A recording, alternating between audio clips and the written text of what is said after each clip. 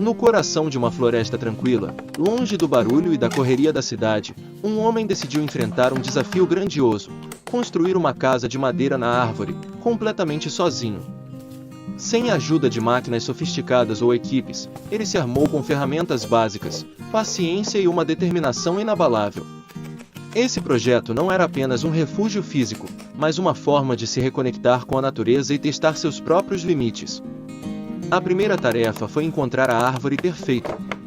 Ele passou dias explorando a floresta, analisando as opções. Buscava uma árvore que fosse ao mesmo tempo alta, resistente e estrategicamente posicionada em meio à paisagem. Quando finalmente encontrou o que procurava, uma árvore robusta e imponente, com galhos fortes e bem distribuídos, soube que estava no lugar certo.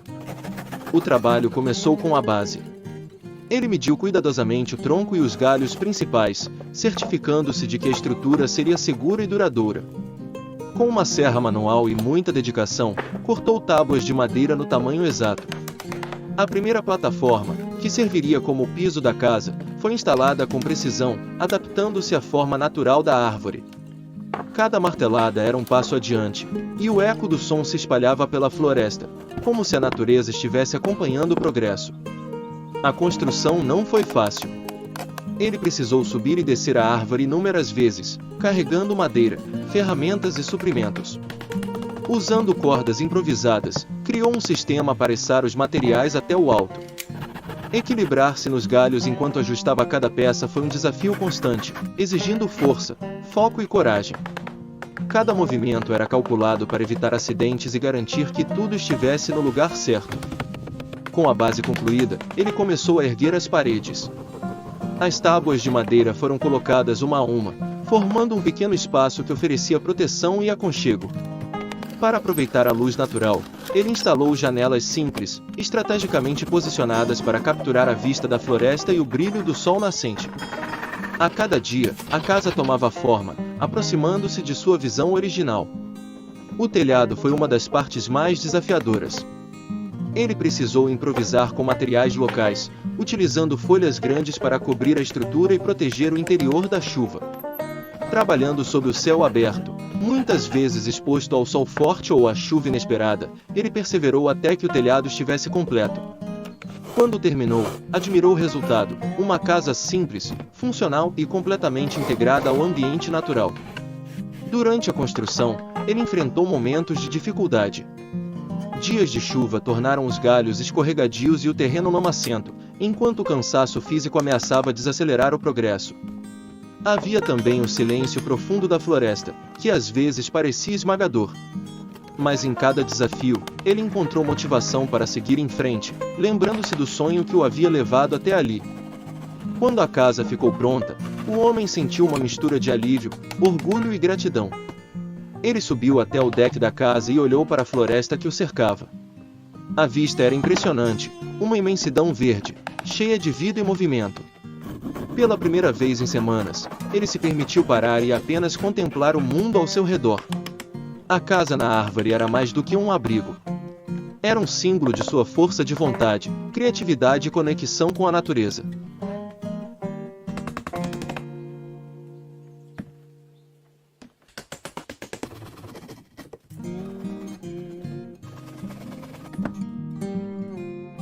Em uma manhã clara de domingo, no interior de uma pequena vila rural, um agricultor e sua família se preparavam para um ritual que atravessava gerações: o preparo de um porco para o almoço em família. Essa prática, muito mais do que um simples ato culinário, era uma celebração de trabalho em equipe, tradição e respeito pelos alimentos que a terra lhes proporcionava. O dia começou cedo, com o agricultor inspecionando o porco cuidadosamente. Ele escolheu o animal que havia sido criado com cuidado, alimentado com sobras da colheita e grãos cultivados na própria fazenda. Essa escolha era feita com respeito, pois o porco representava o fruto de meses de dedicação.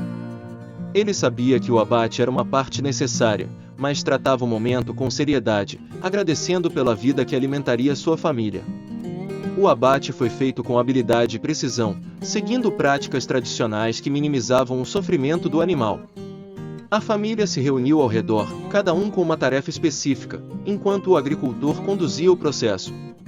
Ele explicou para os mais jovens, que assistiam com curiosidade e respeito, como essa prática era parte da sobrevivência e como ela conectava a família à sua história e à terra. Uma vez concluído o abate, o trabalho pesado começou. O agricultor, com a ajuda de seus filhos, começou a escaldar e raspar o porco, removendo os pelos para preparar a pele. A avó, com mãos experientes e olhar atento, verificava cada detalhe, garantindo que o trabalho fosse feito com perfeição. É assim que se faz há décadas, dizia ela, enquanto orientava os netos.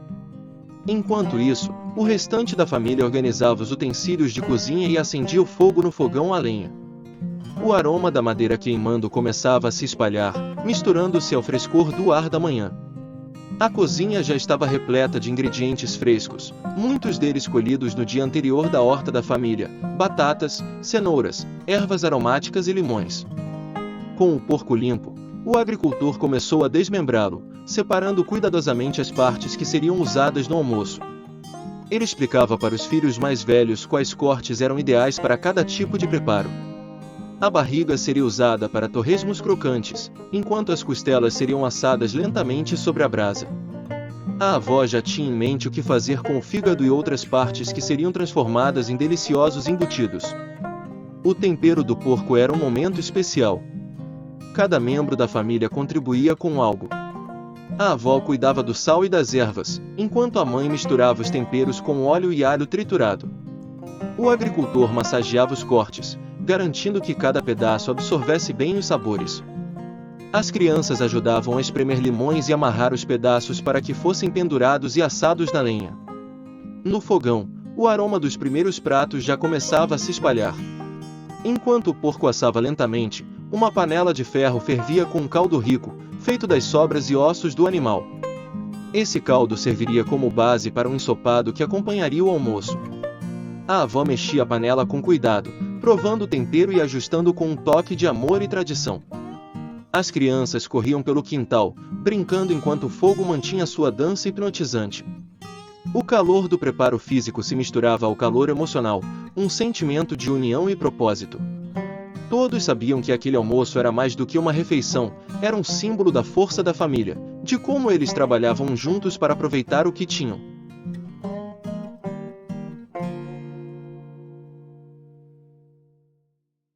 Finalmente, chegou a hora de colocar a mesa. Na varanda da casa, com uma vista privilegiada para os campos, a mesa foi coberta com pratos caseiros e bandejas de comida fumegante. Havia torresmos dourados, costelas suculentas, e o caldo rico foi servido em tigelas, acompanhado de pão caseiro recém-saído do forno. Quando todos se sentaram, o agricultor fez uma pausa para agradecer. Ele falou sobre a importância de reconhecer o trabalho e o sacrifício que permitiram aquele momento. Cada pedaço dessa comida, disse ele, é um presente da terra e do esforço de todos nós. Enquanto a refeição prosseguia, a conversa fluía animada. Risadas, histórias e planos para o futuro preencheram o ambiente. As crianças, ainda com as mãos cheias de comida, ouviam as histórias do avô sobre como ele havia aprendido tudo isso com seus pais. Para elas, o dia era uma mistura de aprendizado e diversão, uma memória que levariam para a vida toda. No final da refeição, o silêncio tomou conta por um momento. Era o silêncio de corações cheios e barrigas satisfeitas, um momento de apreciação mútua. A mesa estava repleta de pratos vazios, mas os sorrisos permaneciam. O agricultor, com um olhar de contentamento, observava sua família unida. Ele sabia que esse dia era mais do que uma tradição, era uma maneira de transmitir valores e ensinar gratidão pelo que a vida proporcionava. E enquanto o sol começava a se pôr, ele sentiu que havia cumprido seu propósito, alimentar não apenas os corpos, mas também as almas daqueles que mais amava. Depois do almoço, todos se levantaram para ajudar na limpeza. As crianças recolhiam os pratos, os adultos organizavam a cozinha, e a avó separava os restos para alimentar os animais da fazenda. Tudo era aproveitado, nada se desperdiçava.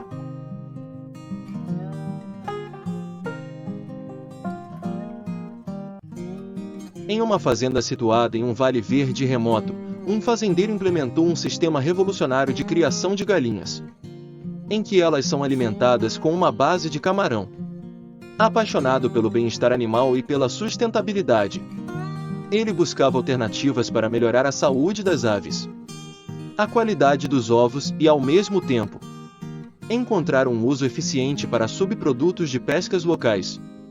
Esse sistema de alimentação inusitado transformou a criação de galinhas e trouxe benefícios nutricionais tanto para as aves quanto para os consumidores.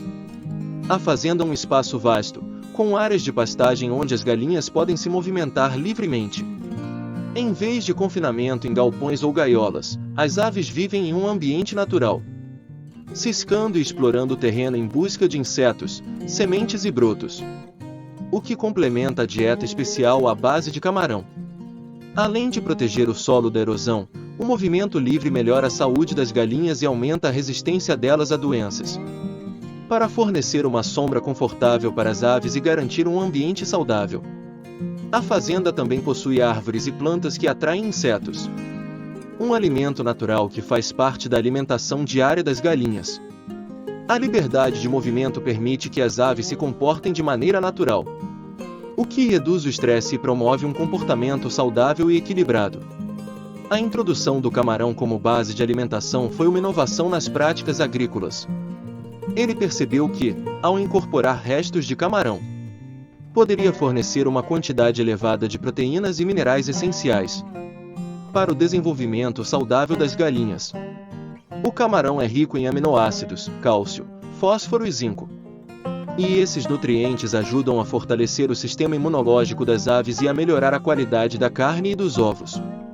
Além disso, ao reduzir a dependência de ração industrializada, o que diminui o impacto ambiental de sua produção, eliminando o uso de conservantes e antibióticos comuns na alimentação industrial.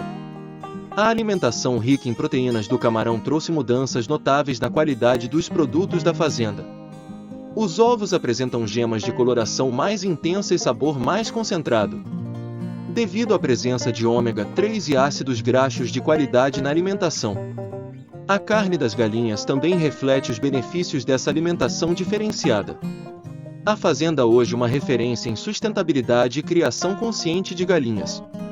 Seu método de alimentação e manejo é um exemplo para fazendeiros e criadores que desejam investir.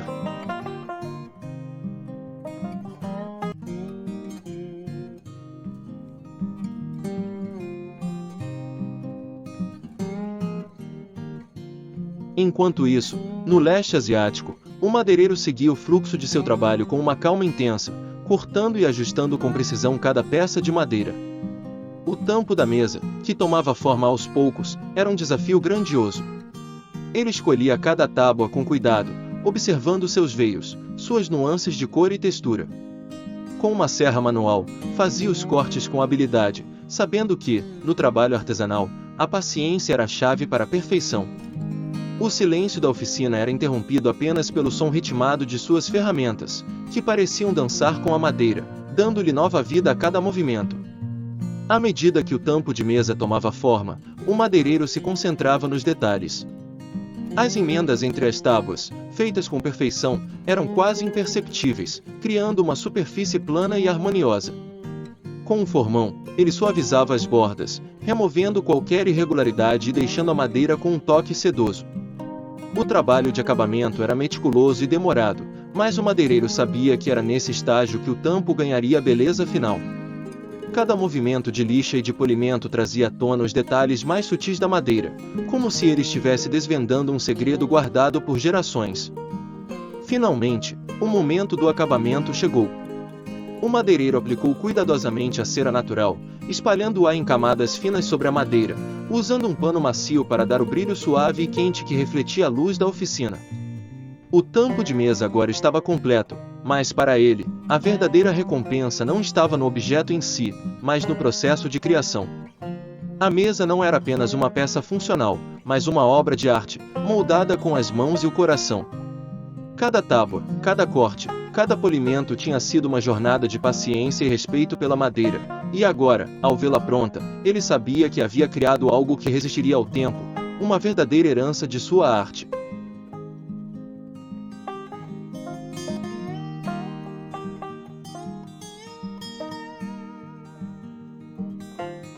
Em um lugar não distante dali, uma linda mulher se preparava para acampar sozinha, aproveitando a tranquilidade da natureza ao redor.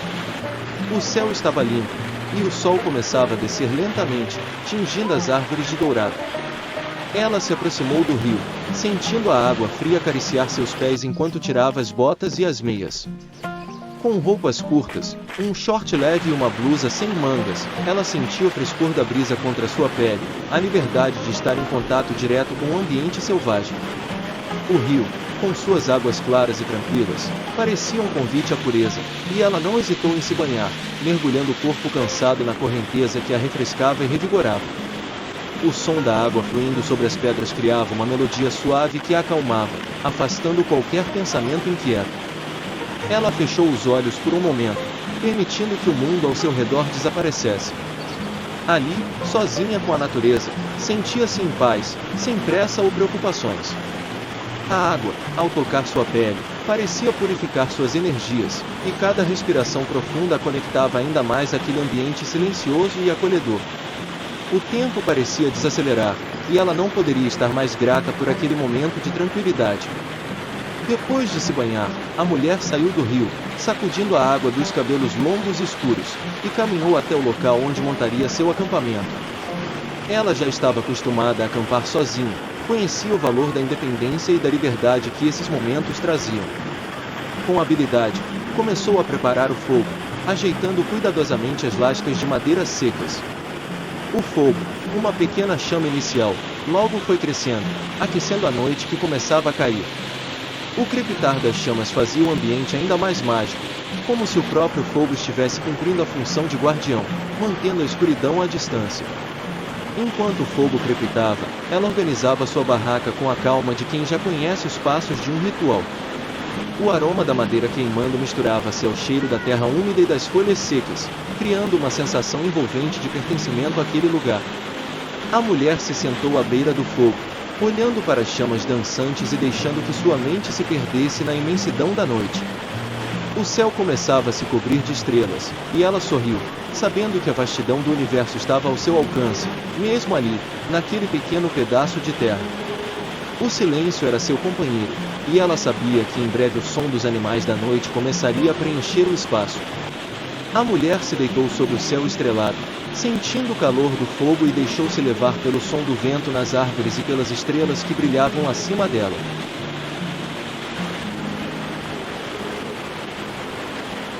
Do outro lado, nas montanhas nevadas, um nativo trabalhava com destreza o couro de uma mula, curtido à mão com os métodos ancestrais de seu povo. As mãos, ásperas pelo tempo e pela experiência, moviam-se com precisão, esticando e amaciando a pele com ferramentas simples, mas eficazes. O vento gélido cortava as montanhas, e ele sabia que a nevasca estava prestes a chegar, trazendo consigo um frio implacável que desafiaria até os mais preparados. As roupas que ele estava criando não eram apenas para proteção contra o frio, eram uma forma de resistência, uma conexão com as tradições de seu povo, que havia aprendido a sobreviver nas condições mais extremas. E você deve se perguntar, por que esse processo é tão importante? Bem, o couro, quando trabalhado com cuidado, não é só resistente, mas também tem a capacidade de se ajustar ao corpo, tornando-se mais confortável à medida que é usado. Isso é vital para quem vive em ambientes tão inóspitos. O nativo sabia que, com a chegada da tempestade, a montanha ficaria ainda mais traiçoeira. Sua roupa seria sua armadura, e cada costura, cada dobra do couro, seria vital para sua sobrevivência. Cada peça, desde a capa até as botas, era meticulosamente confeccionada, e ele sabia que o tempo estava se esgotando. Enquanto ele trabalhava, os ventos aumentavam, e o som da neve soprando nas encostas das montanhas começava a invadir a sua pequena oficina improvisada. Não era apenas a neve que ameaçava sua segurança, mas a solidão das montanhas, onde cada erro poderia ser fatal.